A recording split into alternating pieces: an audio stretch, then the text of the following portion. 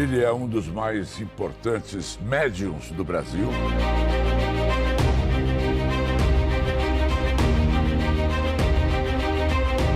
Você costuma dizer que todos nós temos uma dose de mediunidade.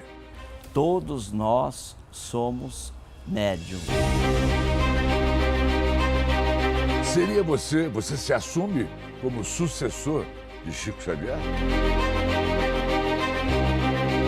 Quanto tempo a gente fica desencarnado e onde a gente fica? E nós ficamos nas colônias espirituais, né? Orlando Noronha, muito obrigado. Eu me sinto homenageado em poder enriquecer a minha audiência com a sua presença. Eu acho que não preciso apresentar quem seja Orlando Noronha. Ele é um dos mais importantes médiums do Brasil, se não o mais importante, porque, eu já vou até começar, você conviveu muito com Chico Xavier. E o Chico Xavier, ele lhe deu algumas missões. Seria você se assume como sucessor de Chico Xavier? Amaury, é uma alegria estar no teu programa, uma honra. O seu trabalho é maravilhoso. Obrigado. E, diante da sua pergunta, desde 1980 eu tive contato com Chico Amor Xavier, como eu o chamo. Chico Amor Xavier. Xavier, como eu chamo. E recebi dele orientações, instruções. Eu era muito jovem, não tinha a maturidade, apenas vivia a questão da mediunidade sem compreender. Mas com Chico eu fui recebendo as orientações e com bases na doutrina espírita, codificada por Kardec. E várias viagens que eu tive em Uberaba se tornaram periódicas. Ele foi orientando como eu deveria proceder, mas jamais estarei na condição de ser interpretado como sucessor de Chico Amor Xavier. Eu trago para nós sempre, atualmente, de que Chico Xavier é um 5G para cima. 5G. 5G para cima. E eu me considero um simples orelhão a serviço, com muito ruído, aquele orelhão das fichinhas em que nós tínhamos aquelas dificuldades, não é? Então, somos apenas um trabalhador e um servidor, e Chico é para nós o grande instrutor, orientador. Eu tive o privilégio de estar com o Chico, deve ter uma foto minha com ele aí, quero até aproveitar para orgulhosamente colocar, para dizer que eu estive lá em Uberaba também com o Chico Xavier. Eu, grande fã também. Agora, Orlando, você costuma dizer que todos nós temos uma dose de mediunidade. Todos nós podemos, então, fazer o que você faz? Não. Veja, segundo os estudos e as pesquisas de Allan Kardec, no livro dos médiuns, todos nós somos médiuns, no sentido de que temos a possibilidade de ter o intercâmbio com o mundo espiritual. E é curioso que o codificador, ele traz para nós que todo aquele que sente em um grau qualquer a presença dos espíritos é por si um médium.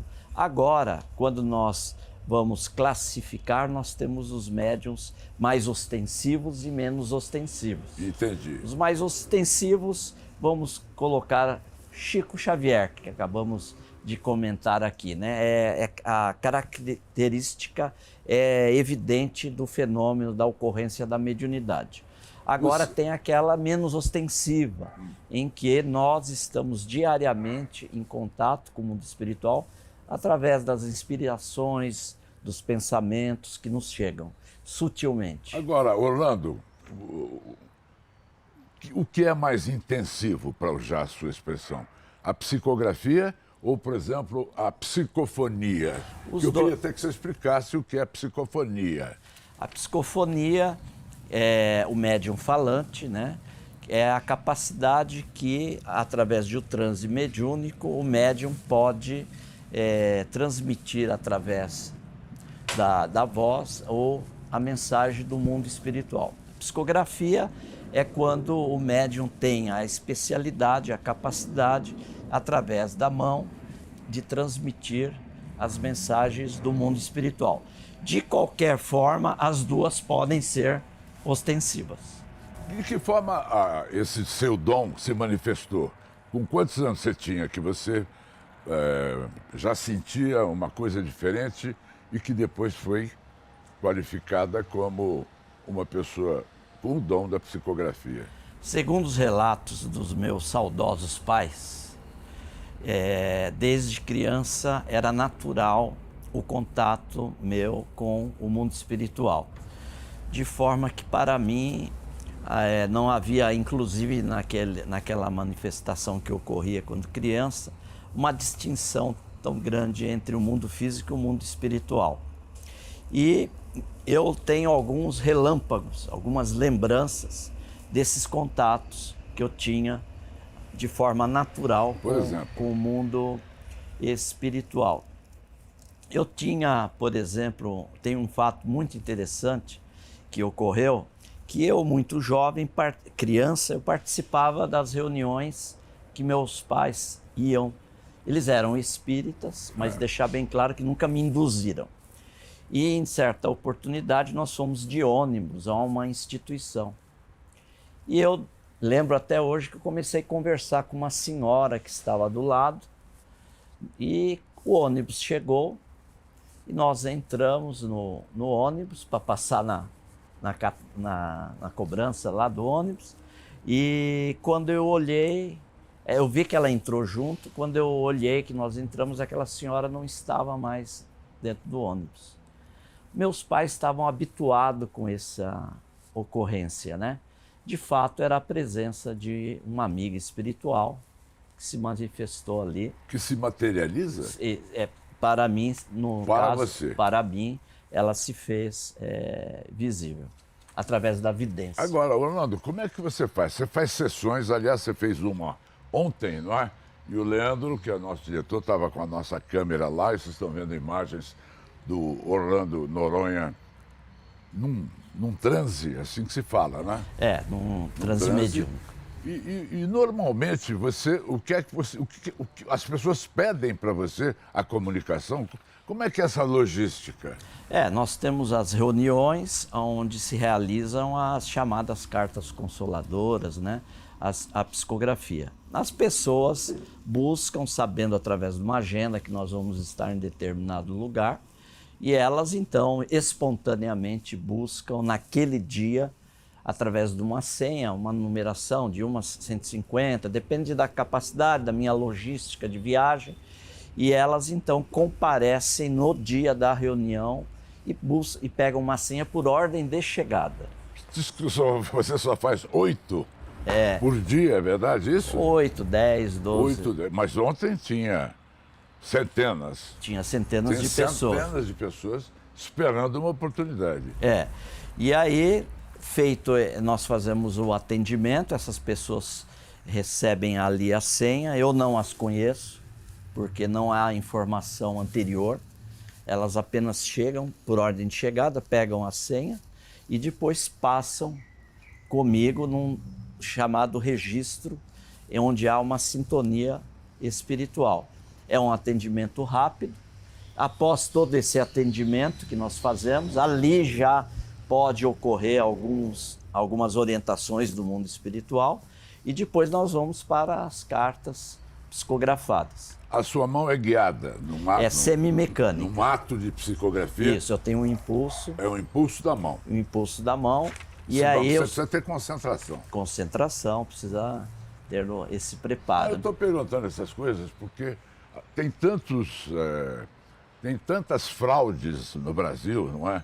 E quantas delas nós não conhecemos. E é importante a gente dizer ao nosso público que você, Orlando, é um cara sério, é uma pessoa que encara esse seu dom com muita dignidade, não é?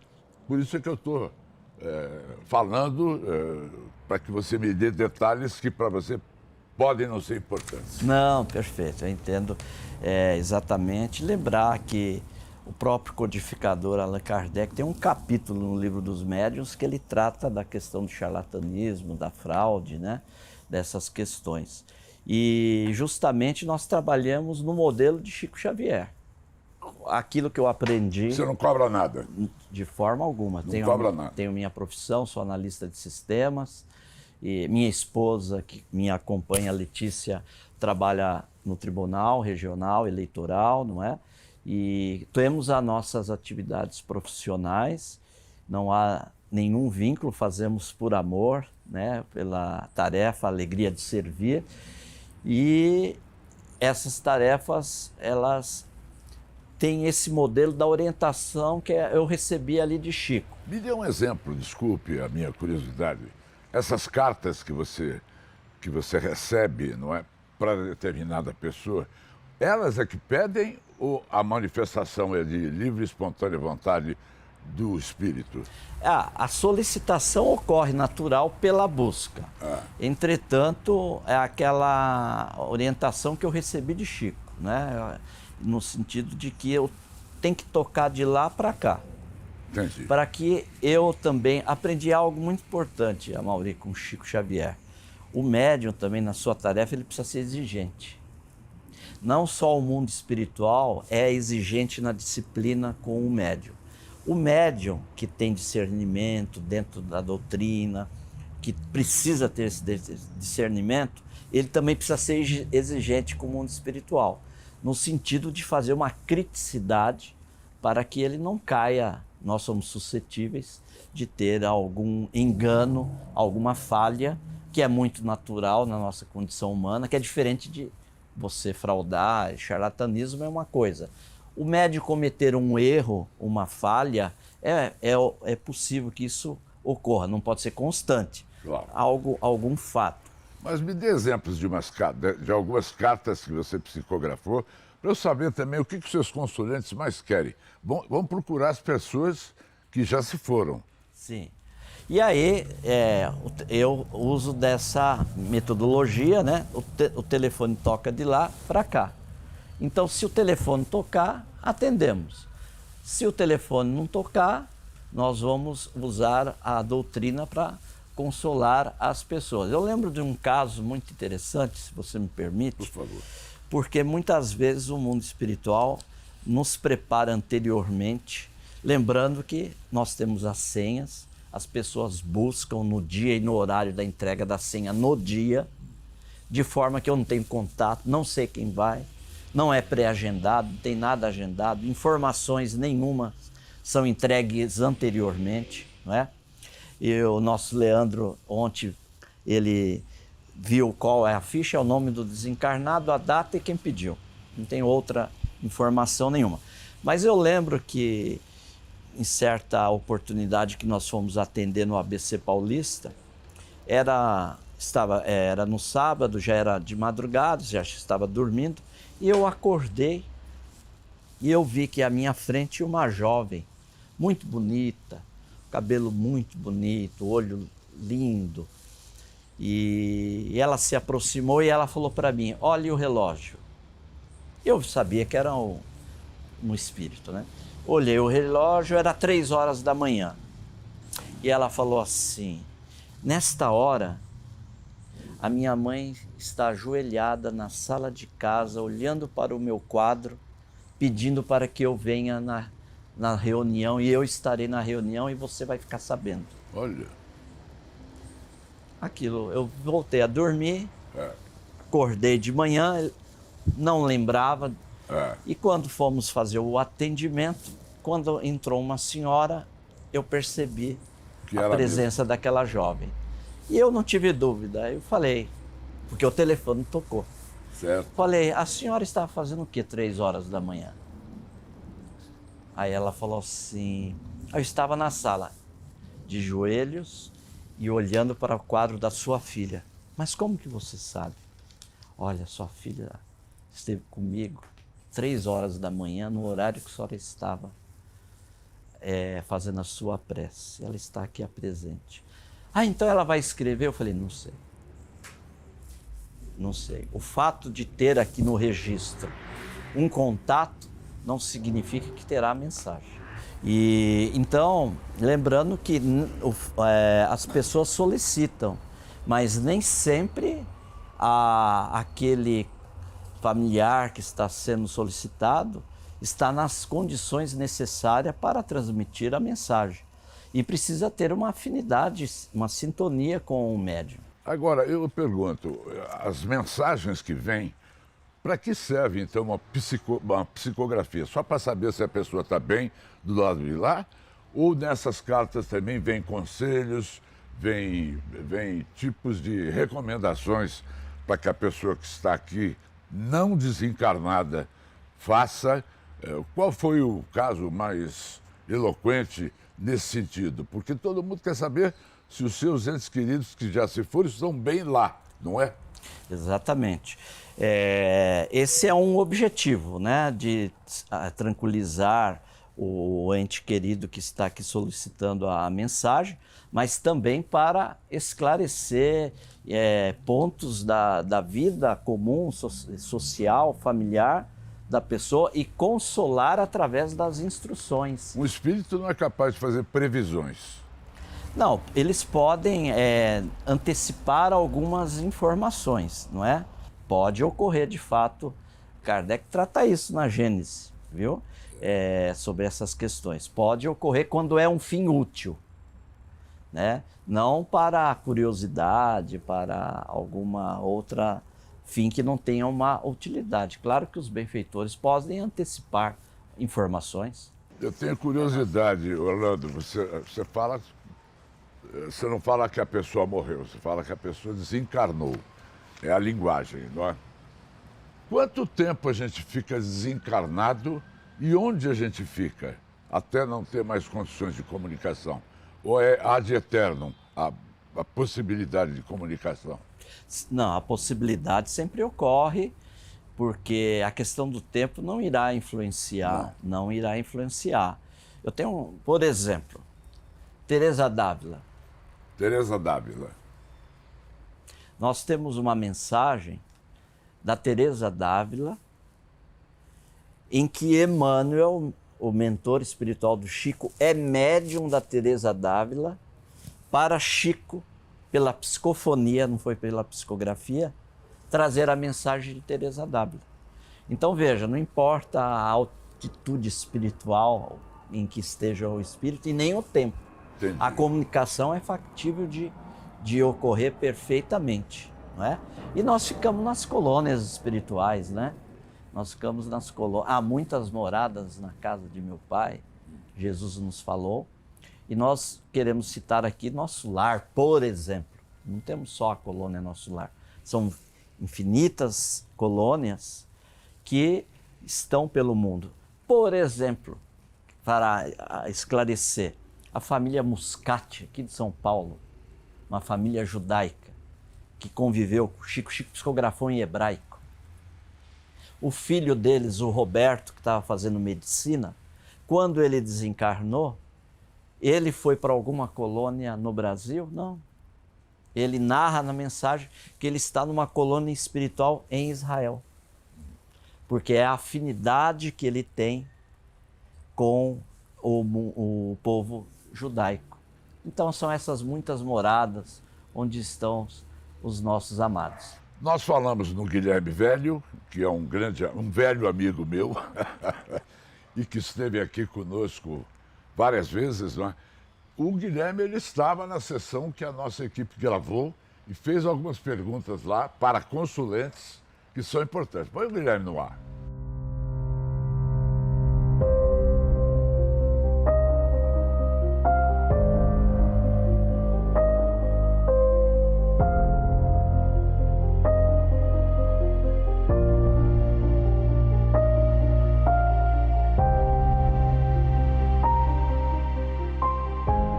Mamãe, minha irmã Stephanie, papai Vanilson, a oportunidade da escrita é maravilhosa e hoje estou aqui com o coração batendo tão forte como toda aquela pegada do dia a dia. Mauri, esse caso que a gente analisou do Igor é um caso interessante porque ele sofre um acidente de carro, ele dorme no volante, bate.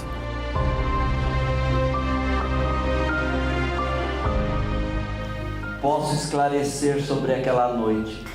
Eu seguia na minha, e em dado instante, eu cambaleei em um sono rápido, o suficiente para perder o controle, e assim o resto vocês sabem, o carro colidindo com o poste.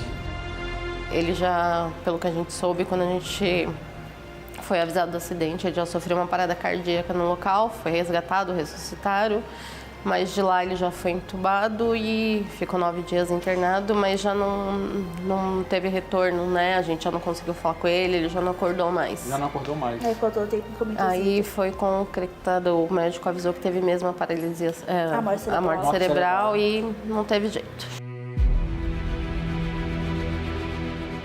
Eu não estou ausente.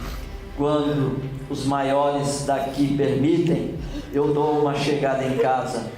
Minha irmã está liberada no uso de meus perfumes. Pode usar até a última gota. E na carta, que foi psicografada por ele, através do médium Orlando Noronha, ele no final faz um desenho de um perfume, o 212 da Carolina Herrera, que era o perfume predileto dele, o perfume que ele usava e que a irmã costumava pegar e ele não gostava que a irmã fizesse isso. O que faz você crer que essa carta realmente é uma psicografia autêntica do seu irmão? Pelos detalhes, principalmente o desenho final, que tem muitos detalhes íntimos que só a gente dentro de casa, do convívio dele, sabia. Quais os detalhes?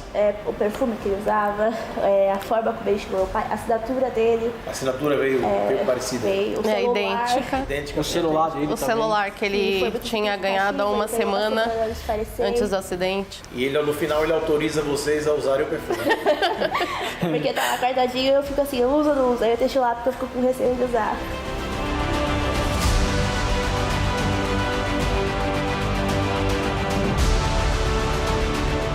E logo após, nós pesquisamos nas redes sociais para ver se existia alguma informação que o médium pudesse ter acesso e constatamos que não. Porque nós sabemos que hoje tem muita gente se utilizando de redes sociais, bancos de dados e enganando pessoas com informações coletadas nas redes sociais e se passando por médiuns. Então o que acontece? A gente foi pesquisar esse caso e não encontramos nada nas redes sociais. O que para nós, como pesquisadores, vem legitimar um caso autêntico de uma comunicação realmente entre um vivo e um morto. A família do Igor estava toda lá presente e eles se emocionaram bastante na hora que receberam a carta. O Guilherme é um grande pesquisador, não é mesmo, Orlando? Eu gosto muito dele e ele o faz através dos seus livros com muita consciência, com muita seriedade. Sim, o nosso querido Guilherme Velho é um pesquisador sério, responsável, que tem um comprometimento com a verdade, com a autenticidade, a qual nós temos muito carinho e muita gratidão e sempre estamos em prece para que ele continue essa tarefa de divulgar a imortalidade da alma autêntica, não é? Mas enquanto ele falava, você me disse que se lembrou de um caso interessante que vale a pena ser colocado aqui. A respeito do nosso querido Chico, É. nosso Chico Amor Xavier, né? Muito bom. Eu lembro que em 86 nós fomos almoçar a convite dele e nós ficamos lá esperando lá fora e uma senhora se achegou perto de mim e eu vi que ela estava muito sofrida. E aí eu perguntei, era comum a gente conversar, o que trazia ela ali? Aí ela me narrou, ela falou, olha, eu estou aqui como última oportunidade. E porque meu filho, eu não sei se ele se suicidou, eu não sei o que aconteceu com ele. Eu sou da cidade de Santos, eles estavam na praia, estavam ali brincando com os amigos na pedra, meu filho voltou morto. E eu estou aqui. E ela abriu a bolsa dela e tinha a tarja preta, né? Medicação, estou a poder de medicação. E num saquinho, eu lembro até hoje, parece que estou vendo, estava chumbinho.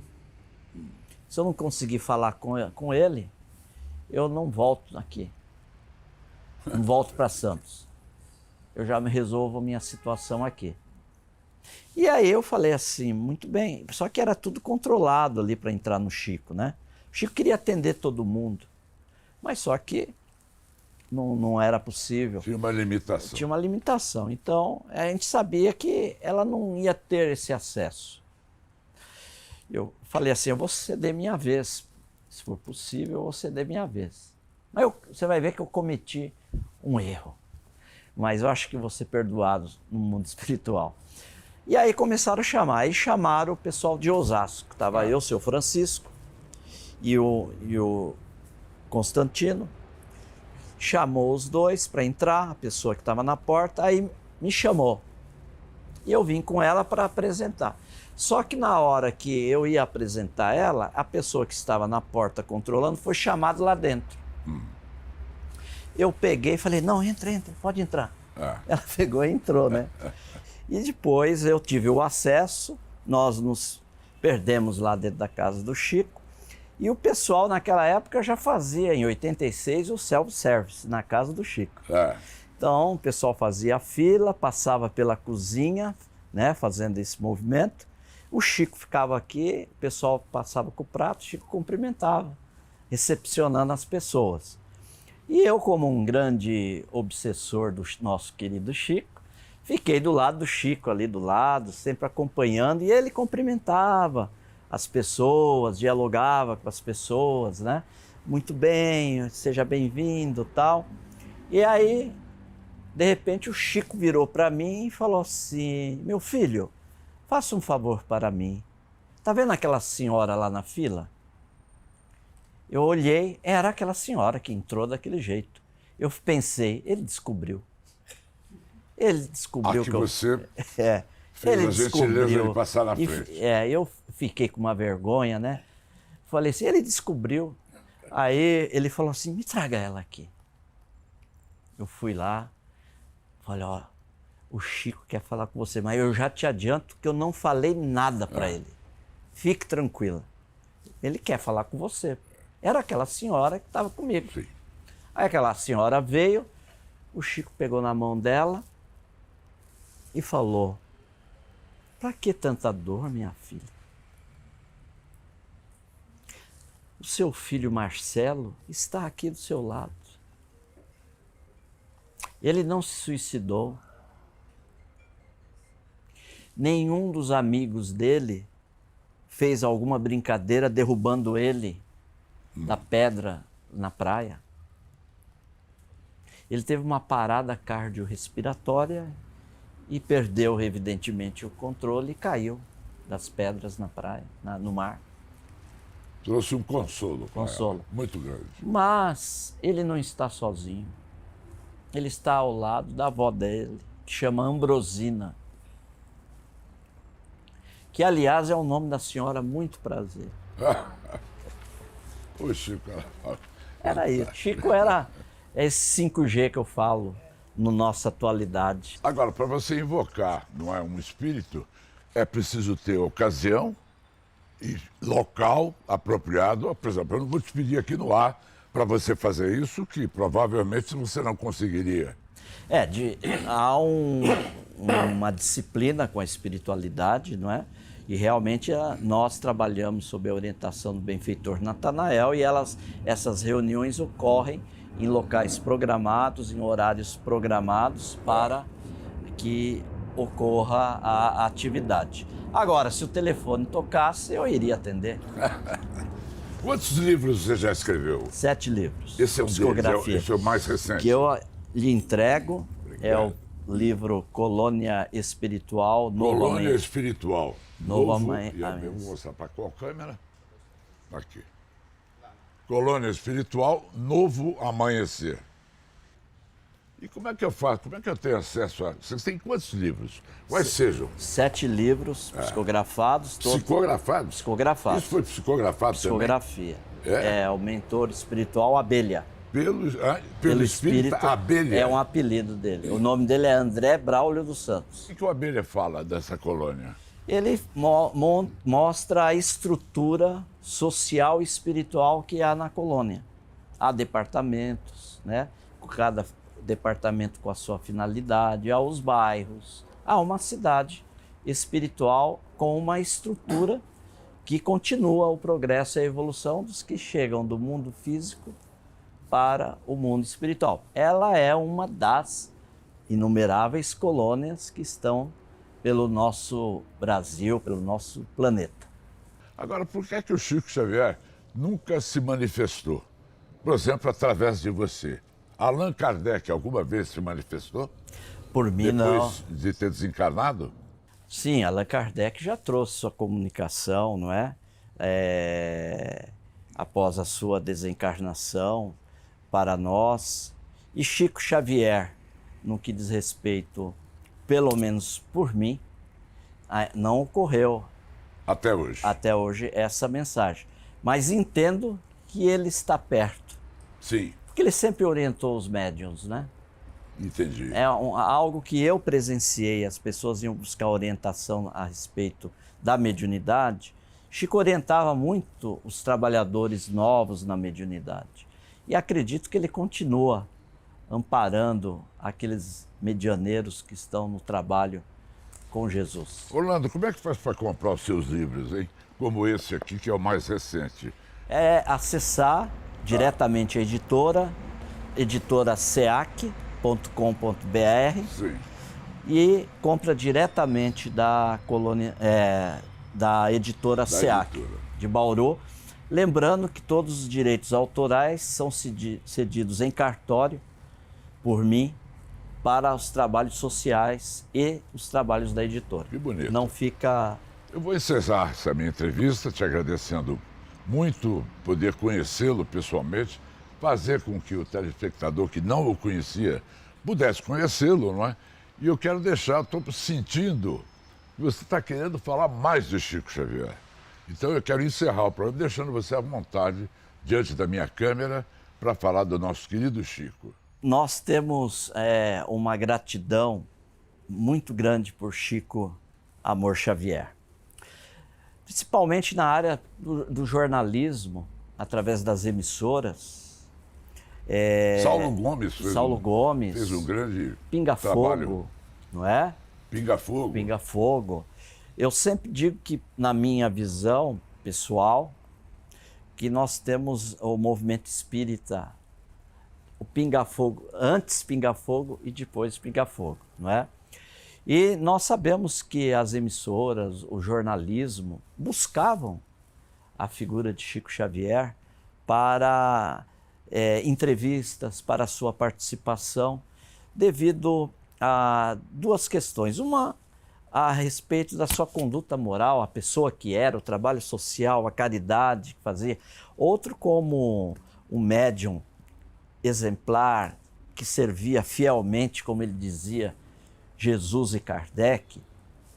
Então, nós temos uma gratidão muito grande por Chico, até por estarmos hoje falando do movimento da doutrina espírita de forma tão clara, com liberdade, a oportunidade que você nos dá ao seu distinto programa, para que nós possamos trazer a nossa contribuição singela.